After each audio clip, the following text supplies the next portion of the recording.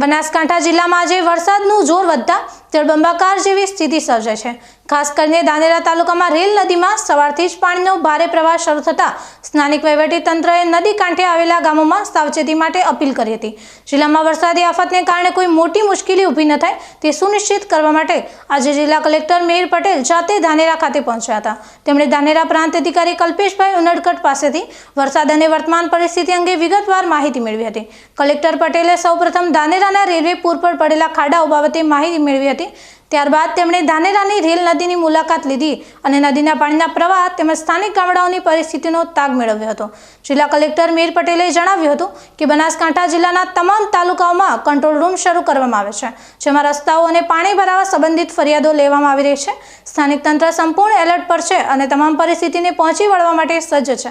સમગ્ર બનાસકાંઠા જિલ્લામાં ગઈકાલ રાતથી વધારે પ્રમાણમાં વરસાદ પડી રહ્યો છે। ખાસ કરીને વડગામ તાલુકામાં 9 ઇંચ જેટલો વરસાદ પડ્યો છે। આ ઉપરાંત પાલનપુર, ડીસા, ધાનેરા, અમીરગઢમાં પણ વરસાદનું પ્રમાણ વધારે છે। જિલ્લા કંટ્રોલ રૂમ અને તમામ 14 તાલુકામાં કંટ્રોલ રૂમ કાર્યરત છે।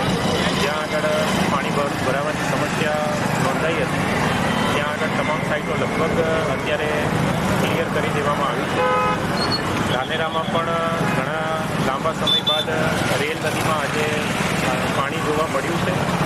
નદી કાંઠાના જે તમામ ગામો છે એમાં એલર્ટ પણ આપવામાં આવ્યું છે, પણ હાલમાં વરસાદ ધીમો પડ્યો છે એટલે ચિંતાનો કોઈ વિષય નથી। આમ છતાં જે નદી કાંઠાના જે તમામ વિસ્તારો છે તેમાં વસતા તમામ ગામના લોકોને સાવચેતી રાખવા માટે જણાવવામાં આવે છે। સાથોસાથ જિલ્લા વહીવટીતંત્ર અને તાલુકા વહીવટીતંત્રની પણ તમામ ટીમો અત્યારે એલર્ટ મોડ ઉપર છે અને સક્રિય છે।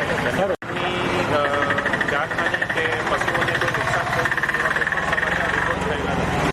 આ મુલાકાત દર્શાવે છે કે જિલ્લા વહીવટી તંત્ર વરસાદી આફતને ગંભીરતાથી લઈ રહ્યું છે અને નાગરિકોને શક્ય તમામ મદદ પૂરી પાડવા માટે કટિબદ્ધ છે।